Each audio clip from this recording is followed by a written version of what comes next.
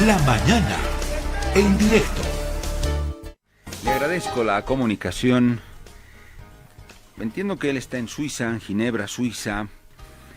Joel Hernández es el presidente de la Comisión Interamericana de Derechos Humanos, una instancia muy importante dentro de lo que son los organismos, si vale el término, de una especie de control jurídico también a nivel macro en nuestros países y en nuestras democracias, y sobre todo los derechos humanos, de las instituciones más importantes que existen, la Comisión Interamericana de Derechos Humanos, dependiente de la Organización de Estados Americanos, OEA. Joel Hernández es mexicano y él preside esta comisión que hace poco ha enviado al país, ellos ya están acá, miembros de una comisión especial que van a investigar los hechos de violencia postelectorales en Bolivia del año pasado, del 2019, con esas polémicas y anuladas elecciones generales, lo cual luego desató una serie de hechos sociales, violentos, hechos políticos en nuestro país, que debido también, y hay que decirlo con total claridad, a la falta de institucionalidad en nuestro país en la justicia, es que no existe credibilidad.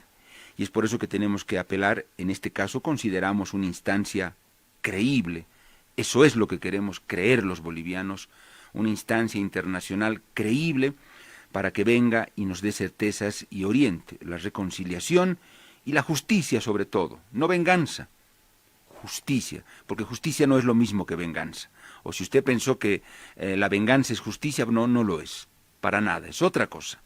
Le doy la bienvenida a Joel Hernández. Señor Hernández, ¿cómo está? Un gusto saludarlo desde La Paz, desde Bolivia, desde esta enorme red de emisoras que es Herbol acá en nuestro país. Gracias por su tiempo, bienvenido. Muchas gracias, muy contento de estar en su programa.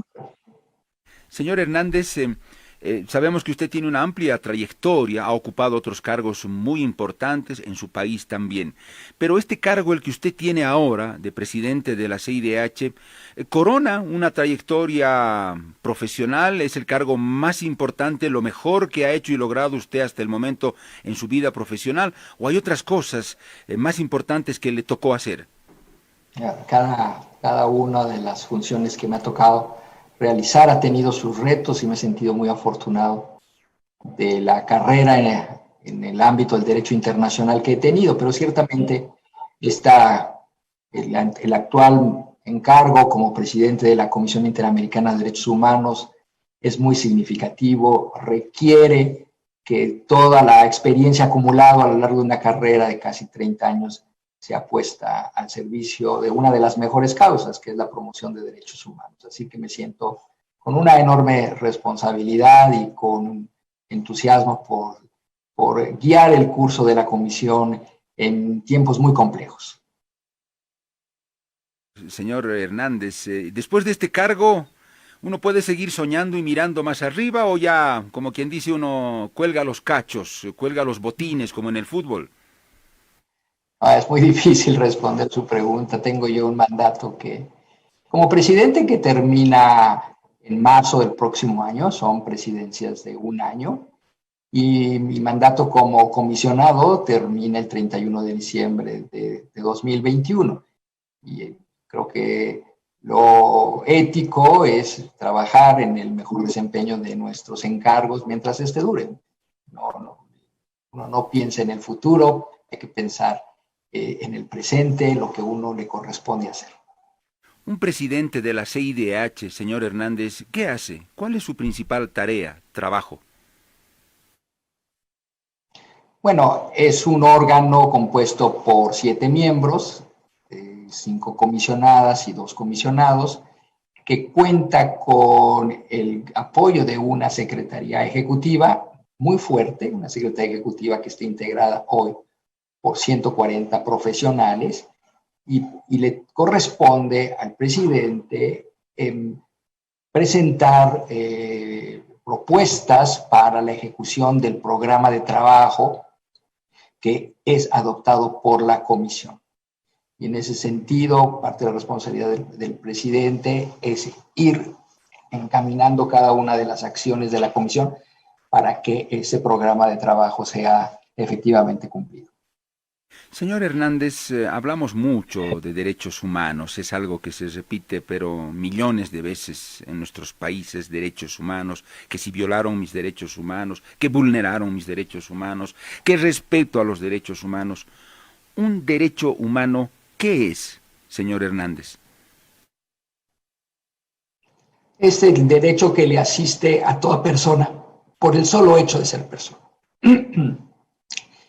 A partir de ahí, el derecho internacional de los derechos humanos ha desarrollado derechos y libertades fundamentales que tiene todas y cada una de las personas y que son necesarias para su eficaz realización como ser humano. En el siglo pasado, diría yo, desde la mitad del siglo pasado, en la posguerra, la comunidad internacional ha avanzado muchísimo en ir conceptualizando cada uno de los derechos humanos que integran este cuerpo jurídico, y además también ha habido un gran avance en hacerlo efectivo a través de mecanismos internacionales, pero sobre todo a través de los esfuerzos que cada país hace a su interior con su sociedad, pero también con los poderes públicos para que esos derechos humanos sean una realidad. Señor Hernández, el desarrollo de los derechos humanos, no sé si preguntarle a nivel planeta, pero por lo menos a nivel de nuestra región, ¿en qué fase de su desarrollo están? ¿Han completado ya todo un ciclo o es algo cerrado? ¿O podemos hablar de futuras etapas en las que se pueden vanguardizar nuevos derechos en la línea de lo humano? Sí, yo creo que los derechos humanos están en constante evolución, que no son conceptos cerrados, son conceptos dinámicos que tienen que ir tomando en cuenta las realidades del momento. El derecho internacional de los derechos humanos consagra derechos básicos, pero es importante que estos derechos humanos básicos sean desarrollados en la práctica, pero también en la norma para ir atendiendo realidades específicas de nuestra sociedad. Aquí creo que hay una dualidad. El cambio social obliga a la evolución del derecho, pero también el derecho tiene una influencia muy fuerte en el cambio social. Entonces se va retroalimentando derecho y cambio social. El principio, por ejemplo, de no discriminación, hoy se entiende de una manera mucho más amplia que cuando el principio fue consagrado en la Convención Americana de los Derechos Humanos, el instrumento que guía el trabajo de la Comisión, en el año 1969. Hoy tenemos un concepto de no discriminación mucho más amplio, más inclusivo, que busca que todo ser humano sea tratado de igual manera y que tenga las mismas oportunidades. Aquí notamos un avance muy sustantivo de los últimos años, pero sin lugar a dudas, este no es un principio que pueda considerarse que está plenamente materializado en muchos de los países. Y por otra parte, tampoco hay que descartar que en una evolución de la sociedad el principio tenga que seguir también evolucionando. Señor Hernández, el derecho a la vida, sagrado, de principio, de manual, como quien diría, el derecho a la vida, fundamental, fundamentalísimo. Pero un ser humano podría tener también derecho a la muerte. No le digo que tenga derecho a suicidarse, no estoy hablando de eso, estoy en otro escenario. Pero ¿podría pensarse en algo así o es imposible? No, es una muy buena pregunta. Yo creo que aquí hay un derecho internacional emergente, no consolidado, en evolución, que es el derecho a una muerte digna. También el ser humano, como tiene derecho a la vida, también tiene derecho a morir de una manera digna. Son conceptos que empiezan a evolucionar en nuestro hemisferio y en el mundo. La región, las Américas, tiene el primer y hasta ahora único instrumento en derechos para los adultos mayores. Esta es una convención de la OEA en donde están recogidos algunos de estos principios de una manera incipiente, pero que sienta las bases para un desarrollo normativo futuro. Muy bien, interesante lo que usted dice, pero eso hay que desarrollarlo todavía, señor Hernández, y seguramente ahí entra el tema de la eutanasia y esas cosas, pero que hay que ordenarlo y afinarlo mejor, ¿no? Definitivamente, y el sistema interamericano tiene como fundamento los instrumentos interamericanos de derechos humanos, todos los que se han sido negociados en el interior de la OEA, pero luego sus dos órganos, Comisión Interamericana y Corte Interamericana, hacen el trabajo de la aplicación y la interpretación de esas normas. La Corte Interamericana es el último intérprete de la Convención Americana y sus jurisprudencias, sus fallos, van sentando los estándares interamericanos en un sentido evolutivo. Entonces, no hay que descartar que el sistema eventualmente llegue en estos casos y entonces los órganos del sistema, Comisión y Corte, van a tener que analizar los instrumentos jurídicos en la materia para tomar una decisión acorde a la dignidad humana. Déjame cerrar esta parte porque no todos los días lo puedo entrevistar, señor Hernández, y esta es una buena ocasión para aprovechar y conocer sus criterios por la trayectoria que tiene usted y por el cargo importante también que ocupa. En este momento en nuestra región, a nivel de nuestras democracias y nuestras sociedades, en el marco siempre de los derechos humanos, ¿cuál será el derecho que está mejor potenciado y el que se ha debilitado de un tiempo a esta parte?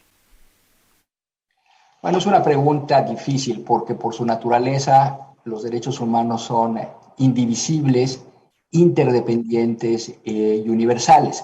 No podemos potenciar un derecho por encima del otro. Tenemos que verlo en conjunto. Pero sí puedo yo señalar que en las actuales circunstancias en las que se encuentra la humanidad, no solamente en nuestra región, cobran particular importancia el disfrute de los derechos económicos, sociales, culturales y ambientales. La pandemia ha puesto de manifiesto las grandes desigualdades económicas que existen al interior de nuestros países, pero también al interior de la propia comunidad internacional. Y eso nos ha mostrado los débiles que somos en muchos aspectos, las grandes brechas de desigualdad que existen al interior de nuestra sociedad. Ya lo sabíamos, la pandemia lo desnudó y hace precisamente que ahora los estados, con el apoyo de la comunidad internacional, desde luego, y con los órganos del sistema interamericano, avancen en cerrar estas brechas para este tipo de derechos. Hay un tema que a mí me parece altamente preocupante y que implica también una mirada de derechos humanos. Es el cambio climático. Hoy el cambio climático está afectando toda nuestra sociedad. Hay una gran vulnerabilidad en los países. Vemos con una gran preocupación cómo los efectos meteorológicos afectan en la época de huracanes a países vulnerables. La región centroamericana acaba de ser azotada por 2 huracanes prácticamente seguidos, ¿no? El Delta y el Iota, y eso es resultado de una alteración del clima. Y obviamente eso ha puesto de manifiesto la vulnerabilidad. Desafortunadamente son fenómenos que afectan a los más pobres y que hacen que la pobreza se acentúe. Entonces yo pondría un énfasis en esos derechos. Perfecto. Señor Hernández, vamos de lleno al trabajo de esta comisión que ha enviado la CIDH a Bolivia para investigar estos hechos violentos que se han dado en la crisis postelectoral de Bolivia del año pasado. Esta comisión, señor Hernández, no viene a juzgar, pero sí viene a investigar, a recabar documentación a fin de poder esclarecer y acercarse más a esa famosa verdad histórica de los hechos. ¿La tarea que va a cumplir esta comisión va en esa línea o qué más va a hacer? Mire, yo creo que es muy importante entender la presencia del grupo interdisciplinario de expertos independientes en 2 dimensiones. La primera es que el mandato del grupo es de coadyuvancia a las autoridades bolivianas. Ni la comisión ni el grupo sustituyen a las autoridades bolivianas. Pero lo que sí puede hacer la comisión a través de este grupo es el de coadyuvar en las investigaciones de los hechos para que exista una responsabilidad a las personas que hayan cometido violaciones a los derechos humanos y para que exista una reparación a las víctimas. Esta naturaleza de coadyuvancia es una primera perspectiva. La segunda perspectiva está en el valor agregado que le da el grupo intergubernamental. Esa es la razón de ser, la naturaleza del grupo, su mandato y su composición, para que éste tenga un valor agregado a las investigaciones a ser realizadas. Y este valor agregado está en poner al alcance de las autoridades la normativa internacional de derechos humanos, para que de esta manera el trabajo que van a hacer las autoridades y que de hecho ya vienen realizando, no se parte de un vacío, pero sea hecha con una mirada del derecho internacional de los derechos humanos y con una centralidad en las víctimas. Estas son las dos características del grupo que empezó su trabajo.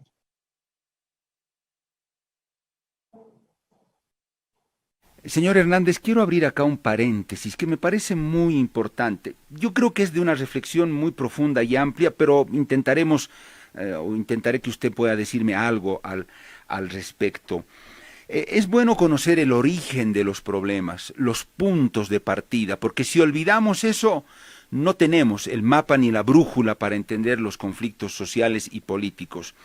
En Bolivia, señor Hernández, todos sabíamos que el desconocimiento a los resultados del referéndum del 21 de febrero, que fue algo muy grosero, y más bien que que el partido del expresidente Evo Morales ya lo ha reconocido.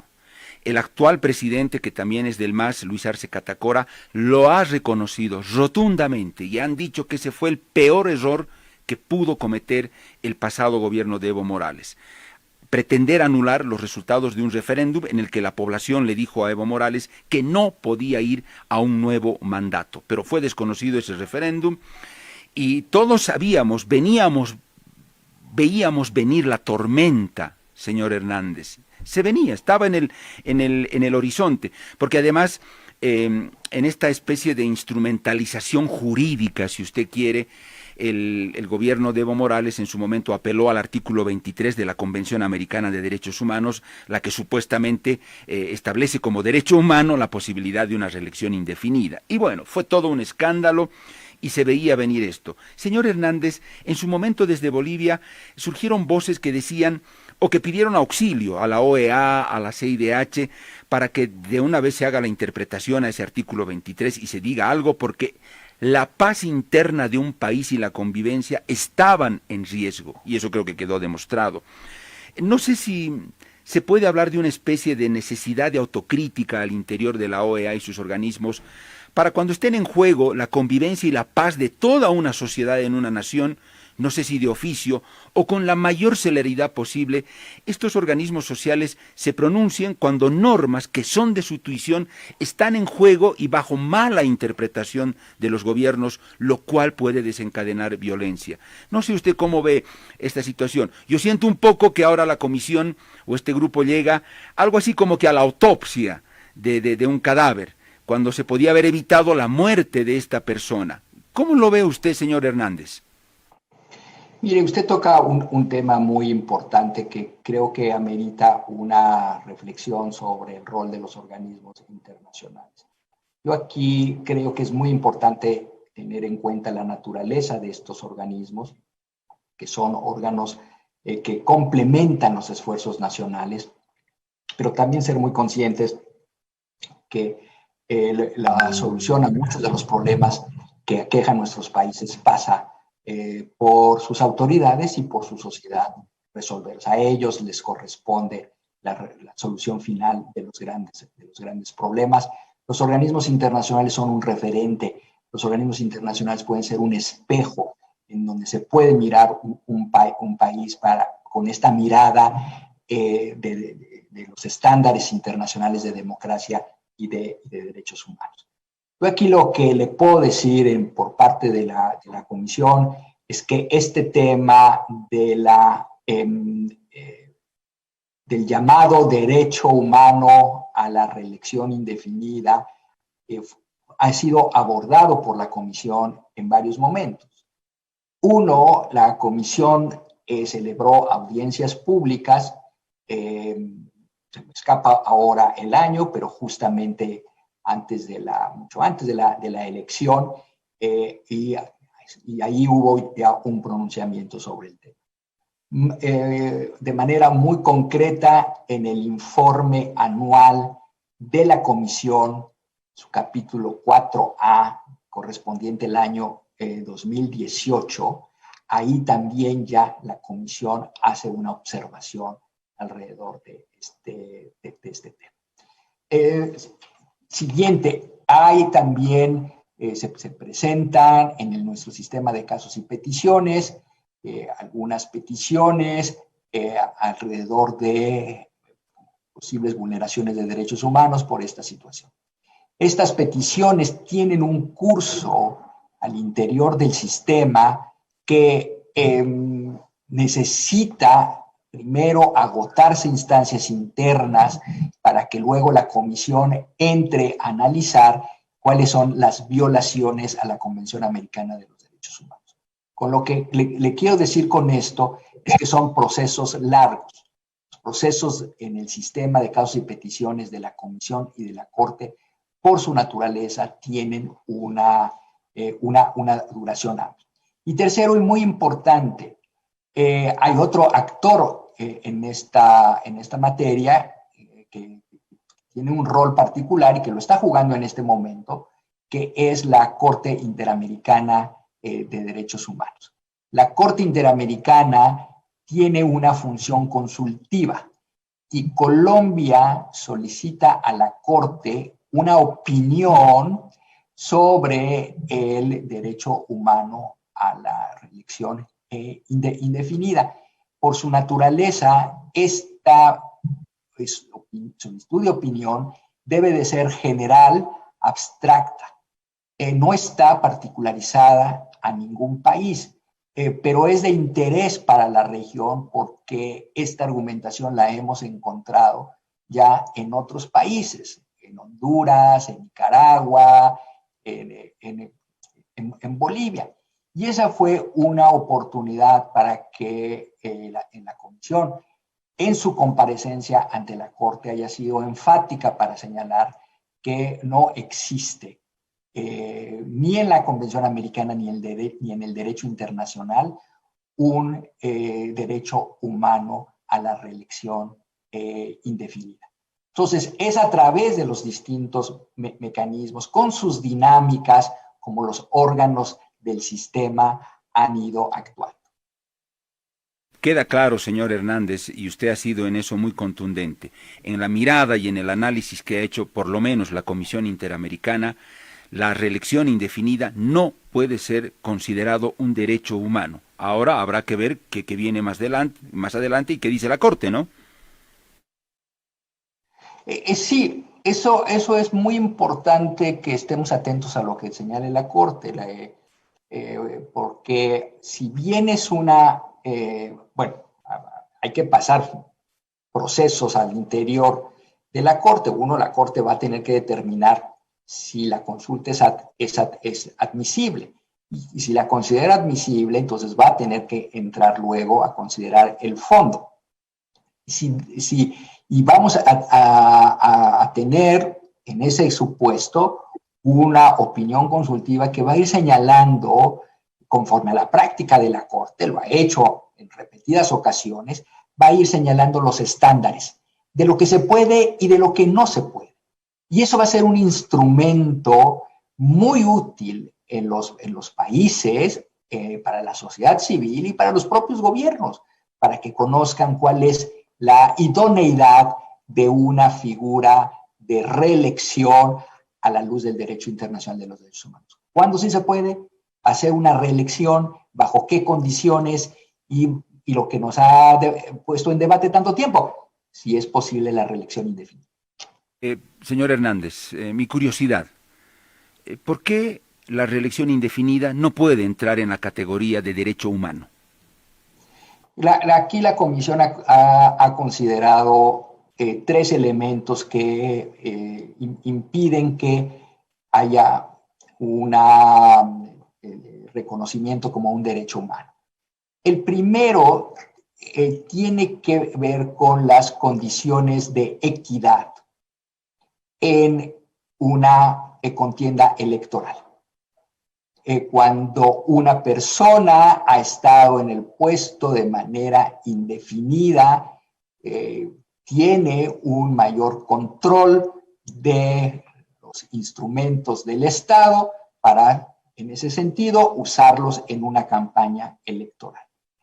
Un segundo elemento tiene que ver con una alternancia con el propósito de que haya una adecuada rendición de cuentas. Las democracias son más sanas cuando en la alternancia del poder llegan nuevas autoridades, se renuevan cuadros y hacen de manera democrática, apegada a derecho, auditorías de gobiernos pasados para poner las medidas correctivas que sean necesarias. Y una tercera y muy importante, que tiene que ver con el monopolio del poder. También la experiencia demuestra que cuando el poder se concentra en pocas manos, en un partido único, hay un debilitamiento del juego democrático, del diálogo político que tiene que debe tenerse en cada sociedad. Son los aspectos que la Comisión Interamericana, en su ponencia frente a la Corte Interamericana, hizo valer. Señor Hernández, llegando ya a las últimas consultas, hay algo que no comprendo y me genera duda, sí, duda legítima, respecto de lo que pudiera decir la Corte más adelante, ante estas opiniones consultivas que han sido accionadas. El señor Eugenio Zaffaroni, entiendo que es juez de la Corte, y Eugenio Zaffaroni a la vez es abogado del expresidente Evo Morales. Ahí no podríamos sospechar de algún tipo de injerencia o cierta tendencia o inclinación hacia alguna posición que pueda adoptar la Corte, ¿o no? Mire, yo francamente desconozco cuál puede ser esta dinámica al interior de la Corte. Existen al interior de los órganos del sistema, la Comisión y la Corte, reglas éticas para excusarnos cuando hay algún conflicto de interés. En otras palabras, el marco normativo existe para que los miembros de estos órganos actuemos con rectitud, con honradez y de manera ética. Entonces, no tengo la menor duda que la Corte aplicará estos ordenamientos en la decisión de este fallo, como lo hace en la decisión de varios fallos. Claro, ameritaría la excusa de Zaffaroni si esto fuera así. No quisiera pronunciar sobre eso porque yo no tengo realmente todos los detalles para hacer un juicio. Yo me quedo tranquilo que la Corte tiene los instrumentos para atender esta situación de cerca. Señor Hernández, cierro con lo siguiente, vuelvo a lo de la comisión. Usted ha explicado ya el trabajo que va a cumplir esta comisión, este grupo de la Comisión Interamericana. Entiendo que va a trabajar 6 meses. Pero yo también comprendo que a partir de, me imagino que tienen ya planificada, diseñada una investigación, y no sé si también van a hacer el análisis de las condiciones de acceso a información, fluidez de información, llegada a datos que el Estado boliviano como tal, a través del gobierno, le va a poder dar a este grupo, porque si no van a tener eso, si todo va a ser muy nublado o no va a tener claridad, su trabajo puede quedar en tela de juicio. Miren, eso tenemos nosotros toda la tranquilidad, la seguridad de que el grupo el grupo interdisciplinario va a poder hacer un trabajo de manera imparcial e independiente. Y yo lo veo aquí tengo dos datos para estar tan tranquilo en eso. Primero, que el día de ayer suscribimos con el canciller don Rogelio Maita Maita un protocolo de actuación para el trabajo del grupo interdisciplinario de expertos. Ahí en ese protocolo de actuación están todas las atribuciones del grupo, las obligaciones del Estado y las condiciones necesarias para que se pueda tener su trabajo de manera independiente e imparcial, incluyendo, y muy importante, el compromiso del Estado para permitir el acceso a personas y documentos. El segundo dato que a mí me hace estar muy optimista, me vuelve muy optimista, son las declaraciones que ayer hizo el ministro Iván Manolo Lima, ministro de Justicia y Transparencia, en la ceremonia de instalación del grupo, en donde reiteró este absoluto compromiso de permitir todo tipo de acceso y cooperación. Yo observé en las declaraciones del ministro, muy importante también del canciller Maita, un compromiso absoluto del Estado para que el GIEI haga bien su trabajo. Señor Hernández, este grupo no va a tener fiscales, no tiene agentes de investigación, no tiene policías que investigan. Escuchará testimonios y revisará documentación. ¿En qué medida esa investigación al final puede ser efectiva, sólida y contundente? Bueno, en la medida en la que las autoridades bolivianas, que son las competentes, puedan beneficiarse de las recomendaciones que va a formular este grupo. Hay 4 tareas muy concretas que va a realizar el grupo en esta labor de coadyuvancia. Una es elaborar planes de investigación de los actos de violencia cometidos contra personas y organizaciones. Luego va a realizar un análisis técnico de las líneas de investigación que ya vienen desarrollándose. Y esto lo va a hacer con una mirada de coherencia con los estándares internacionales de derechos humanos. Una tercera medida es sugerir, proponer garantías de seguridad para quienes están participando en las investigaciones. Y por último, va a realizar recomendaciones para la elaboración, de ser el caso, de un plan de atención integral a las víctimas de los hechos que se están investigando. Esta es la labor de coadyuvancia. A partir de ahí, nosotros estamos seguros que el proceso de investigación y sanción y deslinde de responsabilidades gozará de eficacia y de eficiencia, sobre todo con un propósito: dar a las víctimas reparación, darle a las víctimas que las víctimas conozcan la verdad de los hechos, en otras palabras, lo que se conoce como memoria, verdad y justicia para las víctimas. Solo un pequeño detalle muy breve, señor Hernández. Cuando sale Evo Morales del poder, bueno, hay mucha gente que apela a las medidas cautelares ante ustedes y se las concedieron. No sé si ahora se está actuando en la misma proporcionalidad. Hay gente que ahora se siente perseguida ya a la inversa, ¿no? Por el MAS y que cree tener el derecho a las medidas cautelares. ¿Ustedes se las van a dar? ¿Implica también todo esto la presencia del grupo? El mecanismo de medidas cautelares está abierto para toda persona que se encuentre en situación de riesgo. Toda persona que sienta que su vida o integridad está siendo amenazada puede recurrir a la comisión para que la comisión examine la situación y, de ser el caso, emita las medidas cautelares. Señor Hernández, ha sido un gusto conversar con usted, valoro el tiempo que nos ha dado, fue importante conocer su opinión, su criterio jurídico sobre todo lo que le hemos preguntado, porque eso nos da también a nosotros, los periodistas, que somos una parte necesaria en la sociedad, a poder orientar mejor y comprender mejor jurídicamente ciertos aspectos para encarar este tipo de problemáticas. Gracias, señor Hernández, y cuando sea necesario, esperamos contar con su orientación. No, desde luego, cuenten con el apoyo de toda la comisión. Valoramos muchísimo el rol que tienen los periodistas en toda sociedad democrática, como usted bien lo ha señalado, así que nuestro deber mínimo es estar siempre a la disposición de ustedes. Muchas gracias, señor Joel Hernández. Desde Ginebra, Suiza, hemos conversado con el presidente de la Comisión Interamericana de Derechos Humanos, Joel Hernández, y ustedes han escuchado todo lo que le hemos preguntado y las respuestas que él nos ha dado.